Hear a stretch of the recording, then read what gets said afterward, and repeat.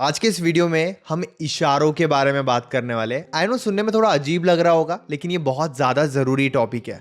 अगर आप ये चाहते हो ना कि बिना बोले या कम बोले आप अपने दिमाग की बातें आगे वाले इंसान को समझा दो, आपको कौन सी बात गलत लगी है, क्या बातें आप सोच रहे हो और आपकी पर्सनालिटी कैसी है, ये सारी बातें अगर आगे वाला पर्सन खुद से नोटिस करे तो इस वीडियो को एंड तक देखना, क्योंकि आज हम एटीट्यूड के बारे में भी बात करने वाले हैं। जी हाँ, नमस्कार दोस्तों, मैं हूं श्रावण, आप देख रहे हो श्रावण की बातें। सबसे पहली बात, अपने इशारों से उनको ये महसूस करा दो कि आपके दिमाग में क्या चल रहा है। ये एक बहुत ही पावरफुल तरीका होता है। एक एग्जाम्पल देकर समझाता हूँ ताकि आपको बहुत अच्छे से समझ में आए। मान लीजिए मेरी और आपकी बात हो रही है और हम दोनों बहुत अच्छे से बातचीत कर रहे हैं, लेकिन बातों ही बातों में आपने मुझे बेवकूफ़ बोल दिया और ये मुझे बिल्कुल अच्छा नहीं लगा। हमारी बातें अच्छे से हो रही थी, आपने बीच में मुझे बेवकूफ़ बोल दिया कोई भी एक रीज़न के वजह से, और ये बात मुझे बिल्कुल भी अच्छी नहीं लगी। तो मैंने आपको ये बात बताया नहीं कि यार मुझे ये बात ना आपकी बिल्कुल अच्छी नहीं लगी है, मैंने आपको ये महसूस करा दिया। कैसे?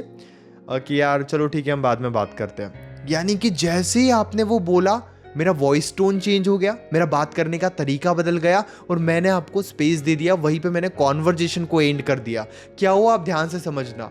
मैंने आपको तो ये बोला ही नहीं कि मुझे आपकी बात वो गलत लगी है, लेकिन आपको महसूस भी हो जाएगा और अगली बार से आप ये बात बोलोगे भी नहीं। हाँ, अगर मैं आपको डायरेक्टली कहता हूँ कि यार आपने मुझे बेवकूफ़ क्यों कहा, आपको ऐसे नहीं कहना चाहिए था, तो बहुत ज़्यादा हाई चांसेस है कि आप इन बातों को ईगो एटीट्यूड पर भी ले सकते हो कि अच्छा चलो अब मैं तो बात ही नहीं करूँगा या बात ही नहीं करूँगी।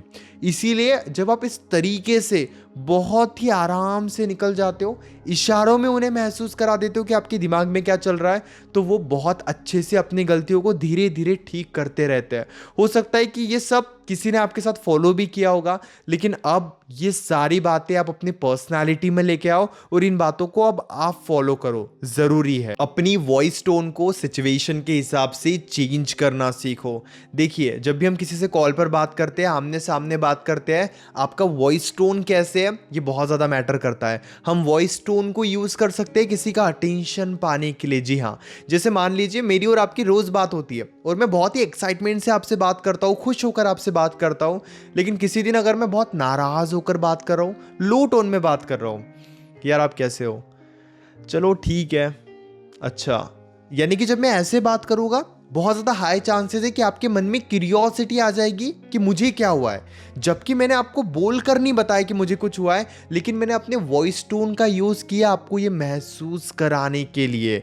ये होता है इशारों से समझाना, जहाँ पर हम उनको कुछ बोलते भी नहीं है, लेकिन उनका अटेंशन हमें मिल जाता है। हमारे दिल दिमाग में क्या चल रहा है वो खुद से जानने की कोशिश करते हैं। इसीलिए अपने वॉइस टोन को बहुत अच्छे से प्रेजेंट करो, और ये आपके लिए बहुत ज़्यादा ज़रूरी है। अगर हम पर्सनैलिटी की भी बात करें तो उनकी पर्सनैलिटी बहुत ज़्यादा स्ट्रॉन्ग रहती है, जो अपने वॉइस टोन को सिचुएशन के हिसाब से बदलना जानते हैं। अगर मैं फ्रेंड से बात कर रहा हूँ तो मैं बहुत एक्साइटमेंट से बात करूँगा। अगर मैं फैमिली मेम्बर्स से बात कर रहा हूँ तो खुद ब खुद मैं थोड़ा मीडियम टोन रखूँगा, थोड़ी रिस्पेक्ट वहाँ पे दिखाऊंगा। और अगर मैं रिलेशनशिप में अपनी गर्लफ्रेंड से बात कर रहा हूँ तो वहाँ पर हो सकता है मैं एक्साइटमेंट और हैप्पीनेस से बात करूँ। अगर मुझे दुख बताना है तो मैं बहुत लो टोन का यूज़ करूँगा कि यार मेरे साथ ये चीज़ बहुत गलत हुई है, या फिर मुझे ये चीज़ें बिल्कुल अच्छी नहीं लग रही है। जब हम इस तरीके से अपना वॉइस टोन बनाते हैं, आप देखिए कितना फ़ायदा आपको होगा, क्योंकि लोग आपको वॉइस टोन के हिसाब से जज करना स्टार्ट कर देंगे और वॉइस टोन के हिसाब से ही वो ये समझने लगेंगे कि आपके ज़िंदगी में क्या चल रहा है। अभी इस वीडियो के बाद नेक्स्ट टाइम आप जिससे भी बात करोगे, एक्साइटमेंट से बात करना और फिर देखो कि वो भी कैसे आपको अटेंशन देते हैं। ये प्रैक्टिस आप कर सकते हो फ्रेंड्स के साथ, फैमिली के साथ, गर्लफ्रेंड के साथ, बॉयफ्रेंड के साथ, हस्बैंड के साथ, वाइफ के साथ। लेकिन उन्हें बताओ मत कि ये सब आप कर रहे हो, लेकिन अपने बिहेवियर में ये सारी बातें धीरे धीरे प्रैक्टिस में लाओ, ताकि आप धीरे धीरे ट्रेन हो जाओ इन सभी बातों को लेकर। अगली बात, अपनी लाइफ की प्रॉब्लम्स को आप बहुत स्ट्रॉन्ग तरीके से सॉल्व कर रहे हो, स्ट्रॉन्ग तरीके से फेस कर रहे हो, ये आप आगे वाले इंसान को दिखाओ। जब भी आप ये महसूस कराते हो कि देखो मेरे लाइफ में प्रॉब्लम्स तो है, मैं परेशान तो हूँ, लेकिन मेरा बिहेवियर अभी भी स्ट्रांग है।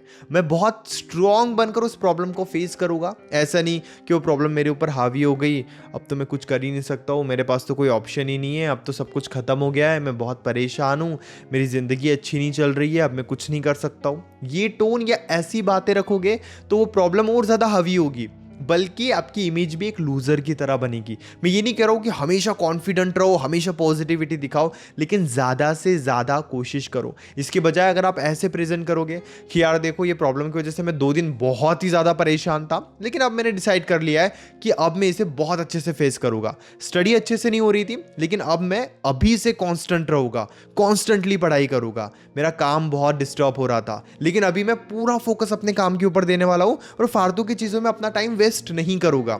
इस तरीके की बातें जब आप करोगे, आप देखना कि वो पर्सन कैसे आपको अप्रिशिएट करता है और आपसे एडवाइस लेने के बारे में भी सोचेगा जब भी उनके लाइफ में प्रॉब्लम रहेगी या वो कोई प्रॉब्लम को फेस करेंगे। क्यों? क्योंकि आपने अब अपनी पर्सनालिटी को, आपने अब अपने बिहेवियर को उनके सामने बहुत स्ट्रॉन्ग तरीके से प्रेजेंट किया, स्ट्रॉन्ग बनाया। और ये बहुत ज़्यादा ज़रूरी होता है, ये समझना बहुत ज़्यादा ज़रूरी होता है। अगली बात जो मेरी बहुत ज़्यादा फेवरेट है कि आगे वाले इंसान को ये महसूस करा दो कि आप उन्हीं लोगों को एंटरटेन करते हो, उन्हीं लोगों की रिस्पेक्ट करते हो जो आपकी रिस्पेक्ट करते हैं, जो आपकी इमोशंस के साथ खिलवाड़ करते हैं, आपको मैनिपुलेट करते हैं, आपको टॉर्चर करते हैं, उनको आप छोड़कर चले जाओगे। ये एक बहुत ही डार्क साइकोलॉजी है। आप देखना, जब भी आप उनके सामने ऐसी बातें करोगे या कोई आपके सामने अगर ऐसी बातें करेगा, एग्जाम्पल देकर समझाता हूं कि मैं और आप रिलेशनशिप में हो और आप मुझसे बहुत ज़्यादा प्यार करते हो, लेकिन मैं आपको ये महसूस करा रहा हूं कि मैं एक रिलेशनशिप में था और मेरी जो एक्स गर्लफ्रेंड है वो मुझसे बिल्कुल अच्छे से बातचीत नहीं करती थी, मेरी रिस्पेक्ट नहीं करती थी, इसीलिए मैंने उसे छोड़ दिया, इसीलिए मैं उससे दूर हो गया। अब सबकॉन्शियसली आपके माइंड में मेरी एक इमेज बन जाएगी कि अगर आपने भी मेरी रिस्पेक्ट नहीं की, आपने भी मेरी बातों को अंडरस्टैंड नहीं किया, तो मैं आपको भी छोड़ सकता हूं। जबकि ये बात मैंने आपको बोला ही नहीं है, मैं तो जस्ट किसी और की बात आपको बता रहा हूं, लेकिन मैंने अपने बिहेवियर को बहुत पॉजिटिव तरीके से प्रेजेंट किया। तो आप कहीं ना कहीं डरोगे मेरी डिसरिस्पेक्ट करने से, मुझे अटेंशन ना देने से, क्योंकि आपके मन में ये डर पैदा हो जाएगा कि अगर आपने मेरे साथ ऐसे किया तो मैं आपको भी छोड़ सकता हूँ।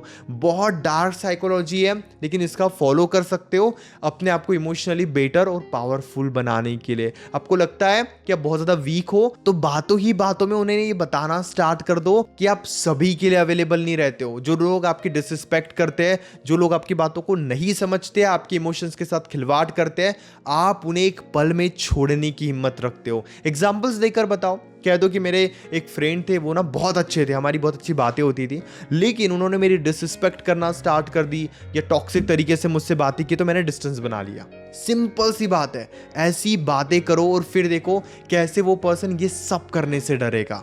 आपके साथ भी शायद ऐसा कभी हुआ होगा कि उन्होंने अपने लाइफ की कोई बात आपको बताई होगी और आपको ये लग रहा होगा कि अगर मैंने थोड़ा भी इग्नोर किया तो दूर हो जाएंगे। ये सब ऐसे ही होता है, इसीलिए अपने बिहेवियर पे थोड़ा ध्यान दो और ये सारी बातें खुद के लिए भी फॉलो करो। उनकी कमियां इनडायरेक्टली उनके सामने रख दो। देखिए बहुत ज़्यादा ज़रूरी है, अगर आप उन्हें उनके कमियों के बारे में नहीं बताओगे, उनके गलतियों के बारे में नहीं बताओगे, तो उन्हें ये लगेगा कि वो कभी गलत करते ही नहीं है, वो हमेशा सही बोलते हैं। इसीलिए जहाँ पे आपको लगे कि वो कुछ ज़्यादा ही बढ़ा चढ़ा कर बातें कर रहे हैं, गलत बोल रहे हैं, झूठ बोल रहे हैं, उनके बातों में बिल्कुल भी सच्चाई नहीं है, तो वहां पे आपकी रिस्पॉन्सिबिलिटी बनती है कि आप उन्हें समझाओ, इनडायरेक्टली आप बताओ। अगर आपको लगता है कि नहीं वो बुरा मान जाएंगे, तो इनडायरेक्टली उनके सामने ये बात रखना स्टार्ट कर दो। जैसे एक एग्जांपल देता हूं कि आपकी और उनकी बात हो रही है और वो बहुत झूठ बोल रहे हैं या फिर वो किसी की बहुत ज़्यादा बुराई कर रहे हैं, वो अपने फ्रेंड के बारे में बहुत कुछ गलत बोल रहे हैं, तो आप उन्हें रोककर बीच में ऐसे बोल सकते हो कि अच्छा आप अपने फ्रेंड के बारे में ऐसे सोचते हो।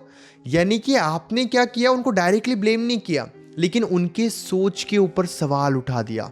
जैसे ही उन्हें ये चीज़ें पर्सनली फील होगी कि यार आप तो उन्हें गलत तरीके से ले रहे हो, उनकी बातों को मिसअंडरस्टैंड कर रहे हो, तो वो एक्सप्लेन करना स्टार्ट कर देंगे और उनके मन में ये इमेज भी बन जाएगी कि अगर मैं किसी की बुराई करता हूँ तो आपको ये बातें पसंद नहीं आती है। इसलिए जब भी वो कोई बात झूठ बोले या बड़ा चढ़ा कर बोले कि वो तो बहुत बड़ा चढ़ा कर बोल रहे हैं कि मेरे पास ये है, मैं ऐसे कर लूँगा, मुझे वैसे कर लूँगा, तो आप हल्के से हिंट दे सकते हो, यार ये बातें तो सुनने में बहुत अच्छी लग रही है क्या, बट ये सच में पॉसिबल है यानी कि आपने उनको हिंट दे दिया, सवाल उठा दिया।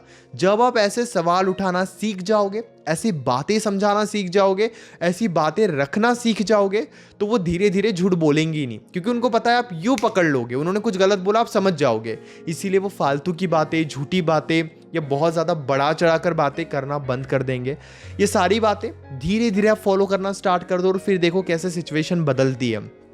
और बातें जानना चाहते हो और अपनी पर्सनालिटी को पॉलिश करना चाहते हो, इंप्रूव करना चाहते हो, खुद को और ज़्यादा बेटर बनाना चाहते हो, तो आप डायरेक्टली कॉल पे मुझसे भी सजेशन ले सकते हो। बस आपको पेड कंसल्टेशन के लिए व्हाट्सएप पर मैसेज करना है 8010023897 इस ऑफिशियल नंबर पे। हमारे बीच में कॉल बुक करने के बाद कॉल पर जो भी बातें होगी, आप जो भी डिस्कस करोगे, वो कंप्लीटली सेफ और प्राइवेट रहेगा। इसीलिए प्राइवेसी की कोई टेंशन मत लीजिए और हाँ, चैनल को ज़रूर सब्सक्राइब कर लीजिए।